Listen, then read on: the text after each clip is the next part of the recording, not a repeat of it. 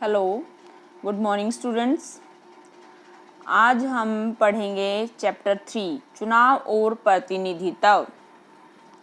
यानी कि जैसा कि नाम से ही पता चल रहा है कि चुनाव यानी कि हमारे जो चुनाव है वो किस तरीके से किए जाते हैं, प्रतिनिधियों का जो चुनाव है वो किस तरीके से किया जाता है।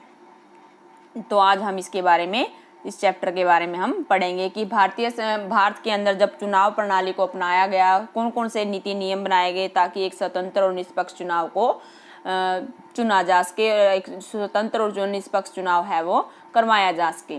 सबसे पहले हम इसका परिचय पढ़ेंगे।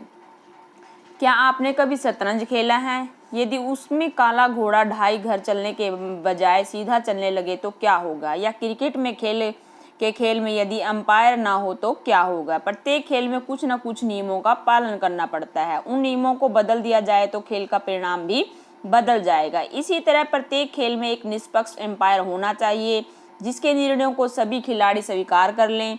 खेल शुरू करने से पहले ही हमें नियम और अंपायर के बारे में सहमति बनानी पड़ेगी। जो खेल के बारे में सत्य है वही चुनावों के बारे में भी सत्य है। चुनाव संपन्न कराने के लिए भिन्न नियम और व्यवस्थाएं हैं। चुनाव का परिणाम इस पर निर्भर करता है कि हमने कैसे नियम बनाए और हमें चुनाव का निष्पक्ष ढंग से कराने के लिए मशीनरी भी चाहिए।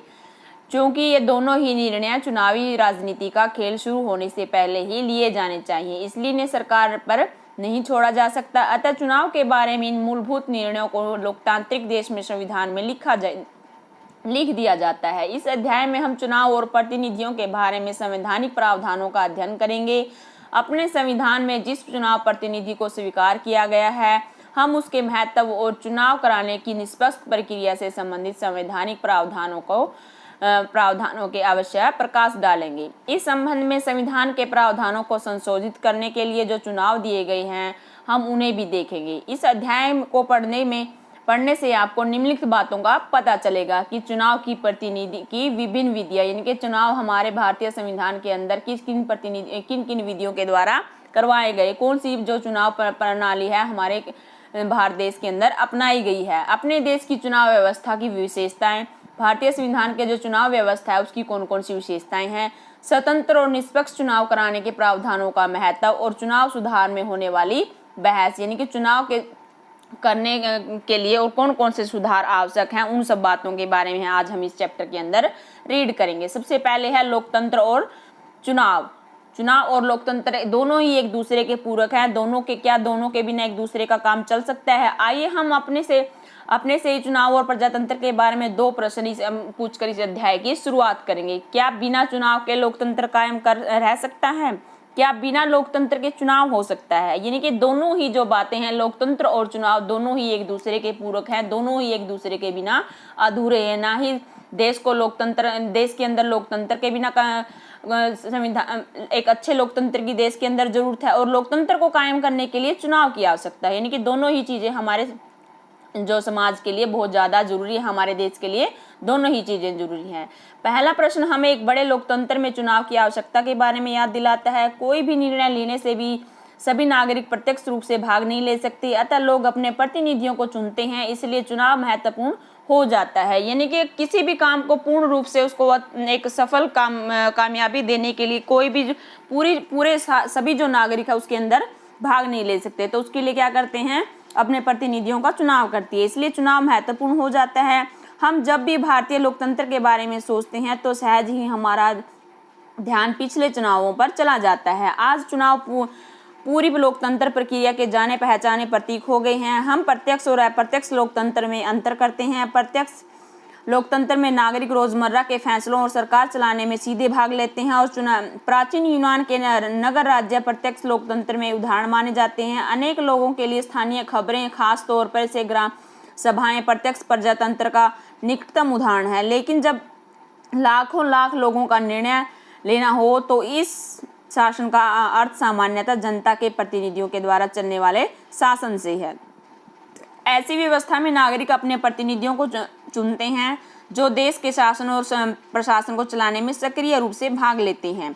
अतः इन प्रतिनिधियों को चुनने की विधि या निर्वाचन कहते हैं, यानी कि ऐसी व्यवस्था जो नागरिक जो अपने प्रतिनिधियों को चुनते हैं और देश का शासन और प्रशासन चलाने के लिए वो एक सक्रिय रूप से उनमें भाग लेते हैं, उसको हम निर्वाचन बोलते हैं। निर्वाचन यानी कि उसको चुनना, या फिर हम उसको चुनाव की विधि बोलते हैं। महत्वपूर्ण निर्णय लेने और प्रशासन चलाने में नागरिकों की सीमित भूमिका है, यानी कि महत्वपूर्ण जो फैसले लेने होते हैं उसके अंदर नागरिकों की सीमित भूमिका है। वे इन नीतियों में के निर्माण में बहुत सक्रिय रूप से सम्मिलित नहीं होते।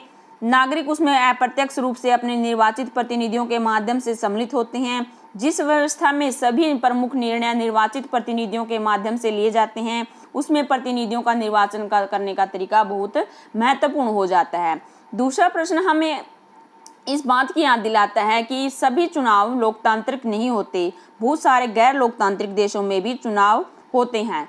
वास्तव में गैर लोकतांत्रिक शासन स्वयं को लोकतांत्रिक साबित करने के लिए बहुत आतुर रहते हैं। आतुर का मीन्स होता है अपने आप को ज़्यादा दिखाने की कोशिश करते हैं। इसके लिए वे चुनावों को ऐसे ढंग से कराते हैं जिससे उनके शासन को कोई खतरा ना हो। क्या आपकी राय में कौन सी बात एक लोकतांत्रिक चुनाव का एक गैर लोकतांत्रिक चुनाव से अलग करती है? किसी देश में चुनाव का लोकतांत्रिक ढंग से संपन्न कराना सुनिश्चित करने के लिए करना चाहिए। इसी बिंदु पर संविधान की महत्वपूर्ण भूमिका है। एक लोकतांत्रिक देश का संविधान चुनावों के लिए कुछ मूलभूत नियम बनाता है और इस संबंध में विस्तृत नियम कानून बनाने का काम विधायिका पर छोड़ दिया जाता है। ये मूलभूत नियम सामान्यतः हम बताते हैं, जैसे कौन मत देने के लिए योग्य है, कौन चुनाव लड़ने के लिए योग्य है, कौन चुनाव की देखरेख करेगा, मतदाता अपनी प्रतिनिधि जो है कैसे चुनेंगे, मतगणना कैसे होगी और प्रतिनिधियों का चुनाव कैसे होगा। ये सारी जो बातें हैं वो चुनाव प्रक्रिया के अंदर आती हैं कि और सारे जो नीति नियम है वो भारतीय संविधान के अंदर ही इन बातों को तैयार किया जाता है। अन्य लोकतांत्रिक संविधानों की भांति भारत का संविधान भी इन सभी प्रश्नों का उत्तर देता है। आप देख सकते हैं कि इसमें सबसे पहले 3 प्रश्नों का लक्ष्य स्वतंत्र और निष्पक्ष चुनाव है, यानी कि भारतीय संविधान के अंदर सबसे पहला जो लक्ष्य है वो क्या होता है, स्वतंत्र रूप से चुनाव किया जाए, निष्पक्ष रूप से चुनाव करवाया जाए, जिसे लोकतांत्रिक चुनाव कहा जाता है। अंतिम 2 प्रश्नों का लक्ष्य न्यायपूर्ण और प्रतिनिधित्व करना है। सबसे पहले भारत में चुनाव व्यवस्था कि भारत के अंदर चुनाव व्यवस्था कैसी है। ऊपर आपने चुनावों की विभिन्न विधियों और व्यवस्थाओं पर गौर किया होगा। आपको आश्चर्य भी हुआ होगा कि ये सब क्या है। आपको चुनावों के समय चुनाव प्रसार के लिए अपनाए जाने वाले विभिन्न तरीकों के बारे में पढ़ा होगा, लेकिन चुनावों के विभिन्न तरीके क्या हैं? चुनाव संचालन करने की एक व्यवस्था है। इसके लिए अधिकारी और नियम भी हैं जो बताते हैं कि क्या करें और क्या ना करें। क्या चुनाव व्यवस्था का यही अर्थ है कि आपको आश्चर्य हो सकता है कि क्यों संविधान में ये लिखने की जरूरत पड़ती है कि मतगणना कैसे होगी, प्रतिनिधियों का चुनाव कैसे होगा, प्रतिनिधियों को कैसे चुना जाएगा। क्या यह स्पष्ट हो सकता है? लोग जाते हैं और वोट देते हैं, जिस प्रत्याशी को अधिकतम वोट मिलता है वह चुना जाता है। पूरे विश्व में ऐसे चुनाव होता है। हमें इसके बारे में क्यों सोचना चाहिए? हमें इसलिए सोचना चाहिए क्योंकि यह प्रश्न उतना ही सरल नहीं है जितना कि लगता है।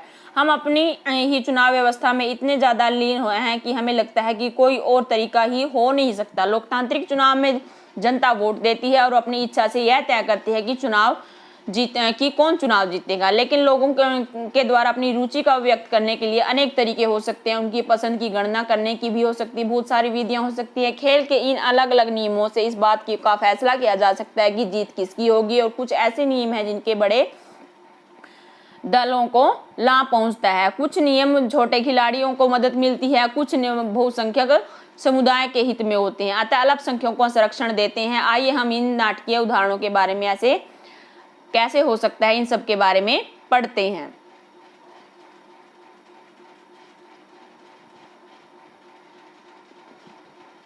चुनाव सभा में कांग्रेस पार्टी के अंदर 543 में से 415 सीटें जीती थी, जो कुल सीटों के 80% से भी अधिक थी। लोकसभा चुनावों में किसी दल को ऐसी सफलता कभी नहीं मिली थी। इस चुनाव में क्या पता चलता है, यानी कि ये जो चुनाव इसके अंदर जैसे कि 443 सीटों में से 415 जो है कांग्रेस पार्टी को सीटें हासिल हुई थी, यानी कि इसके अंदर प्रत्यक्ष रूप से यानी कि स्पष्ट रूप से बहुमत प्राप्त था कांग्रेस पार्टी को, और वही पार्टी जो है चुनाव के अंदर जीत का मोहरा उसके सामने आता है। कांग्रेस पार्टी को 3/4 सीटें मिली। इसका अर्थ यह है कि प्रत्येक 5 भारतीय नागरिकों में से 4 ने कांग्रेस पार्टी को वोट डाला। वास्तव में नहीं। नीचे दी गई तालिका को देख कांग्रेस पार्टी में 48% प्रतिशत वोट मिले। इसका अर्थ यह है कि कुल मिलाकर जितने लोगों ने मतदान किया उनमें से 48% लोगों ने कांग्रेस को वोट डाले, लेकिन पार्टी को 80% से भी अधिक वोटें मिली। अन्य दलों के प्रदर्शन को देखें, भाजपा को 7.4% वोट मिले, लेकिन 1% में कम सीटें मिली। ऐसा कैसे हुआ? ऐसा इसलिए हुआ क्योंकि हम अपने देश के चुनाव में एक विशेष विधि का पालन करते हैं और इस व्यवस्था में पूरे देश में 543 निर्वाचन क्षेत्र बांट दिए गए हैं। प्रत्येक निर्वाचन क्षेत्र में एक प्रतिनिधि चुना जाता है और उस निर्वाचन क्षेत्र में जिस प्रत्याशी को सबसे अधिक वोट मिलते हैं उसे ही निर्वाचित घोषित किया जाता है। यानी कि हमारे जो देश के अंदर निर्वाचन विधि के अंदर कौन से नियम अपनाते हैं? पूरे देश के अंदर 543 जो है निर्वाचन क्षेत्र स्थापित किए जाते हैं, जिसके अंदर प्रत्येक क्षेत्र के अंदर एक प्रतिनिधि चुना जाता है और इसके अंदर जिसको सबसे ज्यादा वोटें मिलती हैं उसको ही निर्वाचित यानी कि उसको ही जीत हासिल घोषित की जाती है। यह ध्यान रखना जरूरी है कि इस व्यवस्था में जिस प्रत्याशी को अन्य सभी प्रत्याशियों से अधिक वोट मिलते हैं उसे ही निर्वाचित घोषित किया जाता है। विजयी प्रत्याशी के लिए यह जरूरी है कि कुल मतों का बहुमत मिले। इस विधि को जो सबसे आगे वही जीते वो प्रणाली यानी कि fast past the post system कहते हैं। चुनावी दौड़ में जो प्रत्याशी अन्य प्रत्याशियों के मुकाबले सबसे आगे निकल जाता है वही विजय होता है। उसे बहुदलीय व्यवस्था भी कहते हैं। संविधान इसी व्यवस्था को स्वीकार करता है, यानी कि जिसको बहुमत प्राप्त होता है उसी की जीत होती है, उसी पार्टी को शासन चलाने का अधिकार मिलता है। आइए अपने उदाहरणों की ओर लौटे। कांग्रेस पार्टी को के प्राप्त मतों में अनुपात से ज्यादा सीटें मिलती हैं, इसलिए क्योंकि अनेक निर्वाचन क्षेत्रों में जहां प्रत्याशी जीते उन्हें 50% से कम वोट मिले। यदि चुनाव मैदान में कोई प्रत्याशी हो जीतने वाले प्रत्याशी को 50% से कम वोट मिले, सभी हारने वाले प्रत्याशियों के वोट बेकार चले जाते हैं, क्योंकि इन वोटों के आधार पर उन प्रत्याशियों या दलों को कोई सीट नहीं मिलती। मान लीजिए कि किसी पार्टी को प्रत्येक निर्वाचन क्षेत्र में 25% वोट मिलते हैं, लेकिन अन्य प्रत्याशियों को उनसे भी कम वोट मिलते हैं। इसी स्थिति में केवल 25% या उससे भी कम वोट पाकर भी कोई दल सभी सीटें जीत सकता है। यानी कि अगर किसी एक पार्टी को 50% वोट मिलते हैं तो अन्य जो पार्टियां हैं, जरूरी नहीं होती कि 50% जो पार्टियां हैं उसके अंदर तो यानी कि बहुत सारे जो लोग हैं ऐसी पार्टी को वोट देते हैं जिसके अंदर एक भी सीट उनको हासिल नहीं होती, यानी कि वो जो उनकी सारी जो वोटें होती है वो सारी बेकार चली जाती है, उसका कोई फायदा नहीं होता। यानी कि जो 50% जो वोट होती हैं वो पाकर भी अन्य जो पार्टियां हैं उससे जीत हासिल कर सकती हैं। सो स्टूडेंट्स, यहाँ तक जो आज हमने पढ़ा है उसके आपने साफ और क्लियर नोट्स अपनी फेयर नोटबुक के अंदर तैयार करने हैं। Thank you and have nice day. आगे का चैप्टर हम नेक्स्ट वीडियो के अंदर रीड करेंगे। Thank you.